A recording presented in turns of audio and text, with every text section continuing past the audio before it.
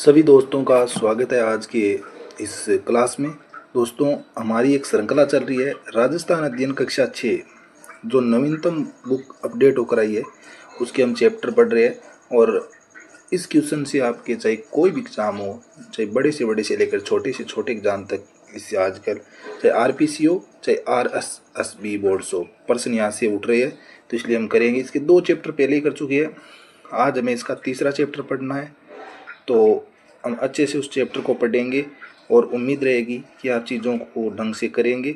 और अगर आपको इसकी पीडीएफ चाहिए तो आप कमेंट कीजिए, मैं आपको उसकी पीडीएफ भी इस बुक की आपको अवेलेबल करवा दूंगा। तो आज का हमारा चैप्टर है इतिहास को जानने के स्रोत। तो दोस्तों, अगर हम बात करें, इतिहास को जानने के 2 स्रोत होते हैं। एक होता है पुरातात्विक स्रोत और एक होती है साहित्यिक स्रोत। तो इतिहास को जानने के 2 प्रकार के स्रोत होते हैं, एक पुरातात्विक स्रोत और एक होती है साहित्यिक स्रोत।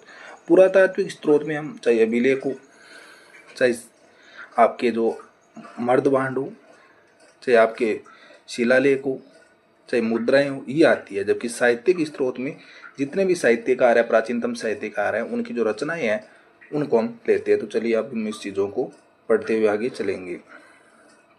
तो सबसे पहले हम पढ़ेंगे अभिलेख किसे कहा जाता है। अभिलेख की बात करें तो अभिलेख है किसी राजा महाराजा प्राचीन काल में क्या करते थे कि अपनी जो उपलब्धियां थी या फिर अन्य चीजें थी उनको पत्थरों की चट्टानों पर, कोई मंदिर हो गया उसके सामने या फिर कोई गुफा हो गई उसके पास, वहां पर उन चीजों को करते थे, अंकित करवाते थे, उत्कीर्ण करवाते थे। उसे क्या कहा जाता है, अभिलेख के नाम से संबोधित किया जाता है। कुछ ऐसे अभिलेख थे जो प्रशंसा में लिखे गए थे, उन्हें प्रशस्ति कहा जाता था। तो प्रश्न आ जाए प्रशस्ति किसे कहा जाता है, तो प्रशंसा में लिखे गए अभिलेखों को क्या कहा जाता है, प्रशस्ति यहाँ पर कहा जाता है। अब कुछ अभिलेख, जैसे अगर हम चौहानों के बारे में जानना है तो हम 2 अभिलेख यहाँ पर मुख्य रूप से इस किताब में दे रखे आपके, एक तो गटियाला शिलालेख और एक बिजोलिया शिलालेख। और अगर हमें मुख्य रूप से रावल समर सिंह की जानकारी लेनी है तो हमें चीरवा का जो शिलालेख है वो पढ़ेंगे। उसमें हमें रावल समर सिंह के बारे में क्या मिलेगी, जानकारी मिलेगी।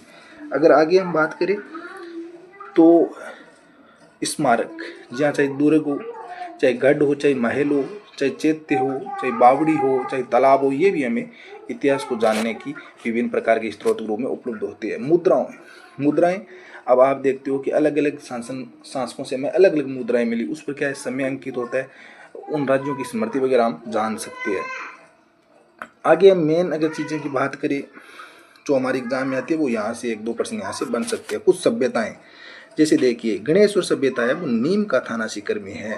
सीकर ऑप्शन में ज़्यादातर नहीं देता, नीम का थाना देता, इसलिए इसको ध्यान रखना पड़ेगा। जोधपुरा जो सभ्यता है वो अभी भी जयपुर में है क्योंकि नवीनतम बुक है। नोह पहले भरतपुर में थी तो उसमें कोई दिक्कत है नहीं।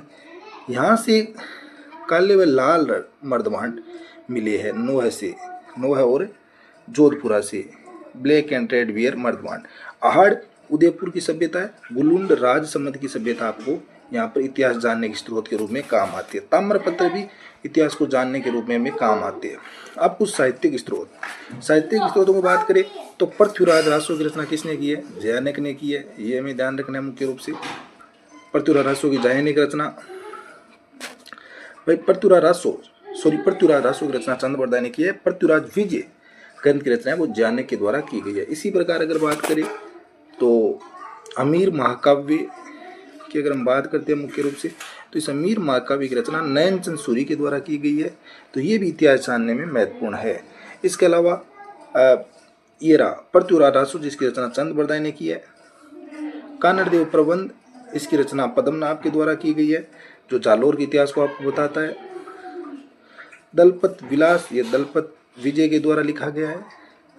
और जग्गा खड़िया की वचनिका, ये भी साहित्य को जानने का इंपॉर्टेंट स्रोत के रूप में क्या आते हैं, काम आते। इसके अलावा चाहे वो नैणसी की ख्यात हो, चाहे बांकीदास की ख्यात हो, चाहे दयालदास की ख्यात जो बीकानेर के राठौड़ों के बारे में है, लापसी का वर्णन से मिलता है, चाहे वो जोधपुर की ख्यात हो, उनसे भी हमें इतिहास जानने की जानकारी मिलती है।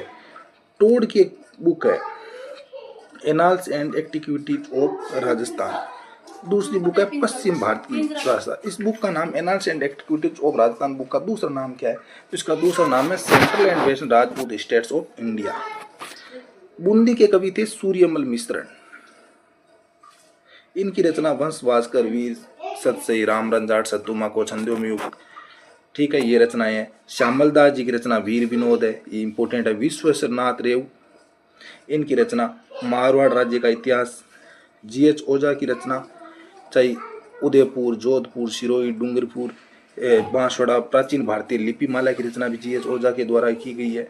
तो ये प्रमुख, और ये देखिए पिक्चर में टोड आपके, ये ओझा साहब और ये श्यामल दास जी जो सज्जन सिंह और शंभू सिंह के दरबारी थे, इनके बारे में बहुत बार प्रश्न एग्जाम में आ चुका है।